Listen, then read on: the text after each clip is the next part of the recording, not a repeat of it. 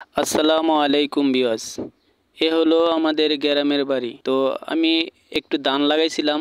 তো এই ধানগুলি কাটছি আর কি। কাইটটা এখন আগে মানুষ যেভাবে হাতে বাইরে লইতো, তো আমি ঠিক ওইভাবেই বাইরে লইতাছি। তো এর মধ্যে একটু মজা আছে, কষ্ট হইলেও বোঝা যায় যে আগের দিনের মানুষ কত কষ্ট করে কৃষি কাজ করতো। এখন তো বোঝাই যায় না, কোনো কষ্টই হয় না, কারণ সব মেশিনের উপর দিয়ে করে।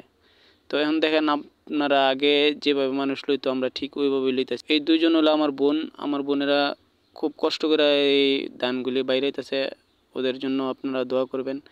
আর মানুষ তো এখন অনেক সুখী, বুঝে না। দেখেন আগের মানুষ কত কষ্ট করে ধান বাইরেইতো, লইতো, লইয়া সিদ্ধ করতো, শুকাইতো এবং শুকায় ওই ধান কাইলে মাটির মধ্যে গর্ত করে লোট বানায়া ওই ধান থেকে চাল বাইর করে ওই চাল রান্না করে বদলি বা পরিবারের মানুষকে খাওয়াই। বোয়ানের পর আগুন জ্বালানোর পরই এমন বৃষ্টি নামছে। প্রিয় ভাইয়েরা, আপনারা যারা আমার চ্যানেলটি সাবস্ক্রাইব করেছেন তাদেরকে অসংখ্য ধন্যবাদ, এবং যারা সাবস্ক্রাইব করেননি দয়া করে আমার চ্যানেলটি সাবস্ক্রাইব করুন এবং বেল বাটনটি বাজিয়ে